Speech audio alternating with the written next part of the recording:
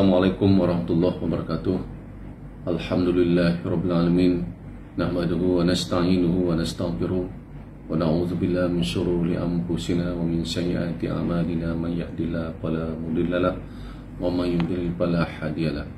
Asyhadu an la ilaha illallah wa asyhadu anna Muhammadan abduhu wa rasuluh. Allahumma shalli ala sayyidina Muhammad wa ala alihi wa sallim ajmain. Alhamdulillahirabbil alamin.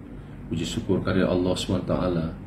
Pada hari ini alhamdulillah kita diberikan oleh Allah nikmat berupa sehat walafiat, sehingga kita semua kaum muslimin muslimat dapat melaksanakan ibadah puasa dan sebagaimana telah diwajibkan oleh Allah SWT dalam Al-Qur'annya. Ya ayyuhalladzina amanu kutiba alaikumussyam kama kutiba alal ladzina min qablikum la'allakum tattaqun, yaitu ibadah puasa yang telah diwajibkan oleh Allah kepada manusia, kepada semua umat manusia yang beriman untuk melaksanakan ibadah puasa. Alhamdulillah hari ini kita sudah memasuki hari ke-16. InsyaAllah nanti malam kita akan memperingati hari nuzul Quran, di mana Al-Quran itu sebagai petunjuk bagi kita untuk menjalankan kehidupan kita sehari-hari. Di dalam bulan Ramadan itu Allah juga menurunkan Al-Quran sebagaimana firman-Nya, Syahrul Ramadan allazi unzila fihil Quran hudan linnas wa bayyinatin minal huda wal furqan. Di dalam bulan Ramadan ini Allah turunkan Al-Quran sebagai petunjuk rahmatan lil alamin bagi kita semua, sebagai pembeda yang antara dan hak yang batil. Hadirin kaum muslimin shaimat yang berbahagia, sebagaimana hadis Nabi, khairun nas man ta'allama al-Quran wa amaluhu. Sebaik-baik manusia adalah manusia yang belajar Al-Quran dan mengamalkannya. Untuk itu momen bulan puasa ini mari kita tingkatkan untuk belajar mencari tahu tentang isi Al-Kandung Al-Quran. Paling tidak kita mempelajari Al-Quran, membacanya atau tadarusan. Karena apa Bapak sekalian? Di dalam sebuah hadis Allah berjanji kepada manusia, ada 4 golongan yang Allah merindukan manusia itu untuk dimasukkan ke surga. Ini Allah yang rindu kepada manusia yang 4 golongan itu. Salah satu di antaranya orang yang senang membaca Al-Quran. Untuk itu mari kita tingkatkan. Membaca Al-Quran ini banyak ragam dan caranya. Ada orang membaca Al-Quran dengan makhraj dan tajwidnya. Ada orang membaca Al-Quran dengan lagu dan sebagainya. Pun kalaupun kita tidak tahu dan mengerti tentang bacaan itu, cukup apa yang ilmu yang ada pada kita, insya Allah akan mendatangkan pahala. Karena Allah tahu berapa ilmu yang ada pada diri kita. Itulah yang kita subuhkan dan kita baca Al-Quran setiap harinya. Kemudian dan kita sarankan bagi yang belum mengetahui tentang baca-baca Al-Quran, mari kita tingkatkan pembelajaran sehingga kita pandai mengetahui dan mengamalkan apa yang terkandung di dalam isi Al-Quran.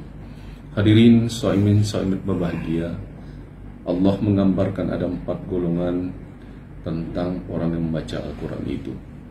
Yang pertama digambarkan oleh Allah SWT, diumpamakan sebagai utrujah. Apa utrujah itu? Adalah sebuah buah yang baunya wangi, kemudian rasanya enak dan manis. Ini gambaran bahwa orang yang telah membaca Al-Quran ini, orang selalu mengamalkan membaca Al-Quran ini, kemudian diamalkan, dan akan keciuman oleh masyarakat bau wangi dan sebagainya dari apa yang dibacanya, dari apa yang diamalkannya, sehingga orang tersebut bisa dijadikan contoh teladan di masyarakat. Maka orang tersebut digambarkan oleh Rasulullah SAW sebagai buah ar-rujjah, al-utrujjah, yaitu buah wangi, rasa manis, ya rasanya enak. Inilah gambaran Allah bagi orang-orang yang mengamalkan dan membaca Al-Quran dalam kehidupan sehari-hari. Kemudian yang kedua, Allah menggambarkan seseorang yang membaca Al-Quran, tetapi dia hanya bisa mengamalkan Al-Quran. Badannya bersih, sikapnya baik dan sebagainya, tapi dia kurang sering membaca Al-Quran dan tidak terdengar oleh masyarakat bahwa dia membaca Al-Quran dan sebagainya. Dan dia tidak bisa menyebarkan, mempengaruhi ke masyarakat tentang apa yang diamalkan yang dibaca Al-Quran. Tapi amaliyahnya sehari-hari bagus. Ini Allah gambarkan bahwa orang ini seperti buah kurma. Rasanya manis, tapi tidak ada baunya. Dan tidak bisa mempengaruhi orang lain atas ilmu amal yang telah diperbuatnya sehari-hari, tapi hanya untuk diri sendiri. Inilah Allah menggambarkan bahwa orang ini seperti buah kurma. Jadi dia mengamalkan Al-Quran hanya untuk diri sendiri, tapi tidak bisa mempengaruhi oleh orang lain.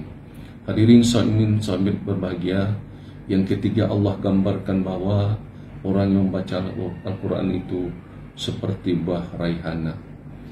Buah raihana ini adalah buahnya yang baunya sangat wangi, tapi rasanya asam. Inilah hadirin hadirat kaum muslimin muslimat yang berbahagia. Orang yang membaca Al-Quran inilah dia pandai membaca Al-Quran, pandai makhraj, pandai tajwidnya.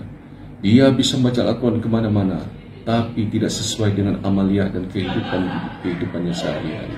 Dia tidak bisa mengamalkan isi kandung Al-Quran, apa yang terkandung di dalam isi dan makna Al-Quran itu.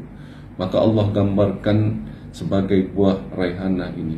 Artinya buah ini menggambarkan orang-orang yang munafik. Dia hanya pandai membaca, tapi dia tidak bisa mengamalkan.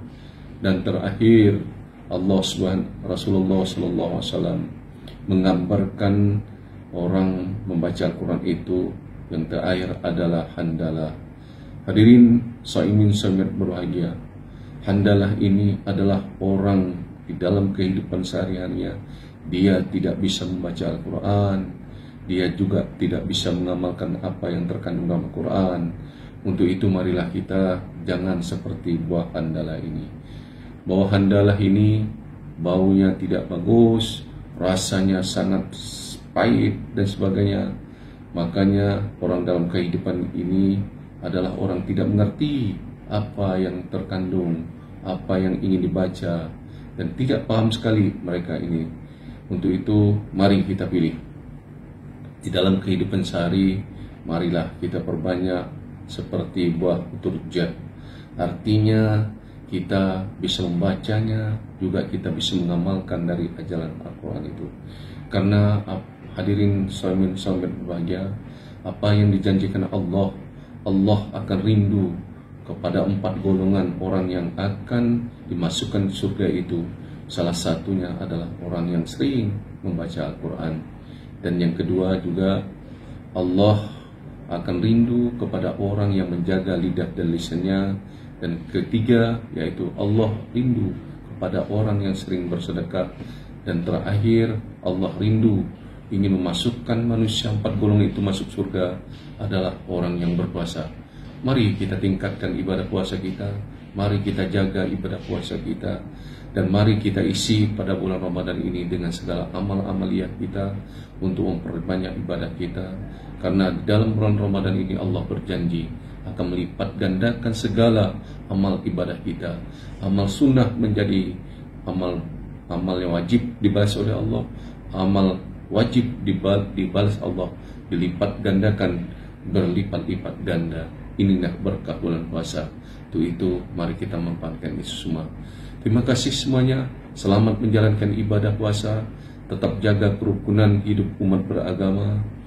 Dan mari kita tingkatkan segala sesuatu